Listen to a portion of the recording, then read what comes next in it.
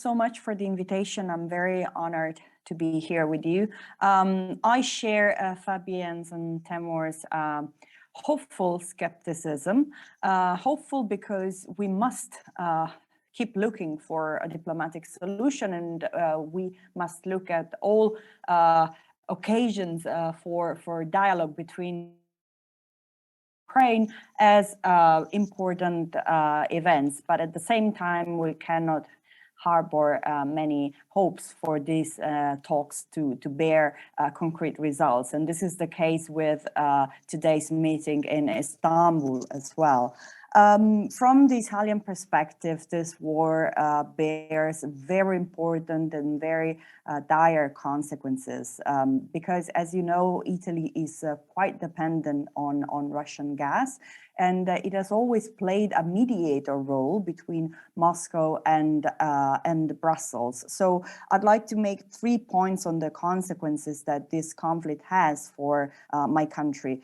The first is the political consequences, and also what Italy is actively doing to help Ukraine in this context. First, I was mentioning the role of a bridge that Italy has played with regards to Russia.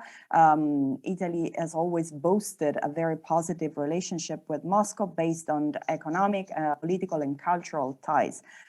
This is changing. This has started to change when Mario Draghi came to power, and Draghi has shown a much more direct confrontational also approach vis-a-vis Moscow, and is now restating Italy's position in terms of politics with the European and NATO allies. So at the start of the conflict, and even before, in December, Vladimir Putin has asked directly to Mario Draghi to intervene as a mediator in this crisis.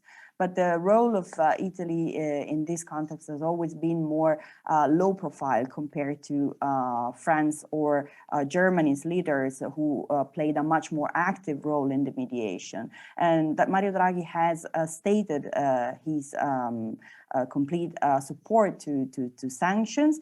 He has freezed 800 million worth asset belonging to Russian oligarchs in Italy, and he's willing to go very far when it comes to sanctions. So he's stated that no veto will be imposed by Italy, even if harsher sanctions, also targeting Russian oil and gas sector, will be imposed.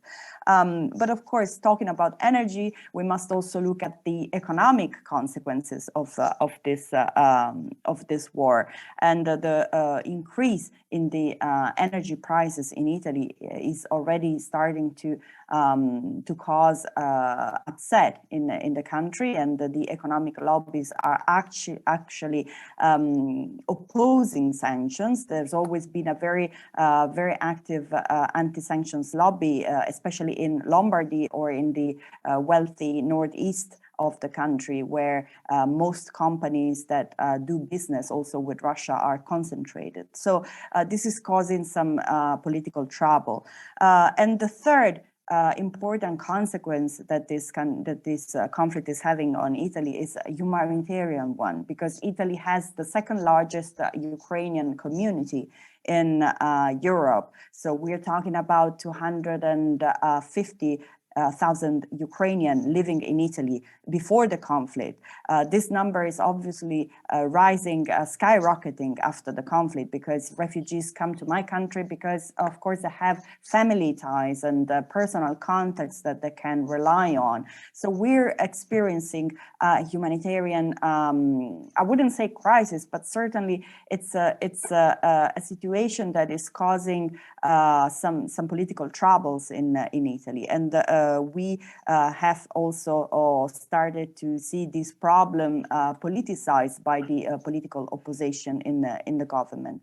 So to look at the the possible ways out of this conflict, I very much agree with Fabian. This is not something that is in the hands of European countries. We, of course, are keen to facilitate the talks between Russia and Ukraine, but ultimately this is up to Ukraine and to Russia especially to look for a compromise that is sustainable, because we already had a ceasefire agreement. We had the 2 Minsk protocols that were not implemented, and it's not just because of Russia, but because of Ukraine not perceiving those agreements to be fair and to be sustainable. Hence, we must look for a solution that could be accepted by both countries and implemented by the both of them.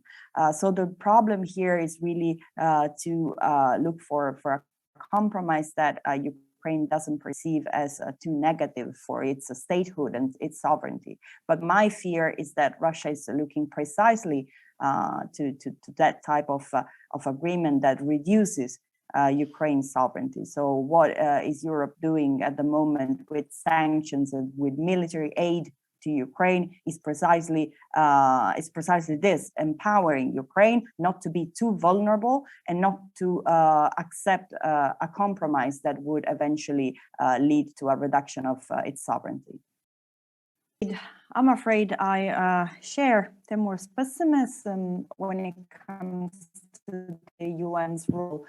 Both the organization faces problems with its effectiveness for many years, and in the specific saw the 2017 proposal by Russia to have a UN peacekeeping operation in Ukraine, and that failed. It failed even though there were actually some ceasefire agreements in place, so the big bulk of the diplomatic talks were already done, but it was so difficult to agree on the scope of the UN peacekeeping mission that in the end this proposal didn't see the light.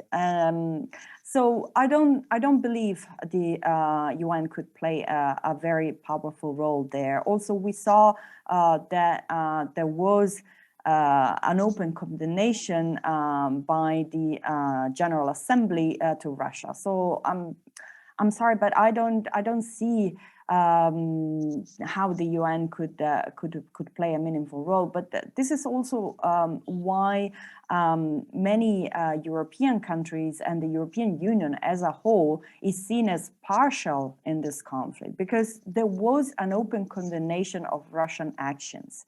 Hence, it is more difficult for individual European states or Brussels to be perceived by Moscow as a credible mediator. It would always be perceived as a party siding with Ukraine.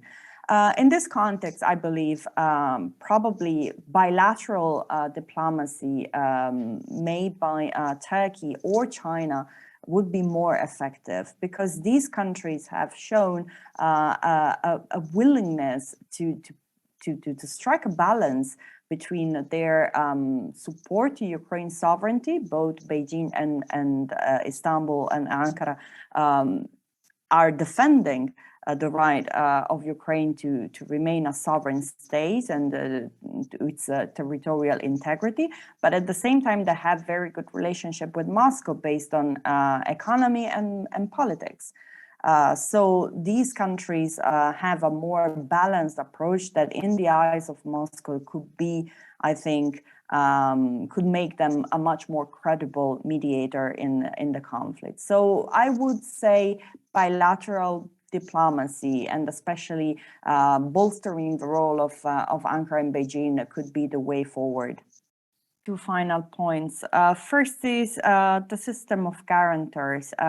Italy has stepped up and declared its willingness to act as a guarantor for Ukraine in case an agreement is reached. Together with Italy, we have many other countries that agreed to take responsibility and ownership of this crisis also from this perspective. And I think that this system keeps being great. It was historically important and keeps being very relevant today. Second, it's more of a point for the European Union, something that I have been advocating for. We have, of course, a strategy of maximum pressure on Moscow through the sanctions, through the military help to Ukraine. But at the same time, we should be careful not to alienate the Russian people. And it's a long-term perspective that we have to adopt here. Russia is our neighbor for good. And the Russian people, of course, there is a big debate at the moment if they support this war, but at the same time, we must not forget about the people in Russia that are opposing this war and are facing very dire consequences for speaking their minds against the war. So the EU should have a strategy to reach out to them and not to lose the Russian people for good.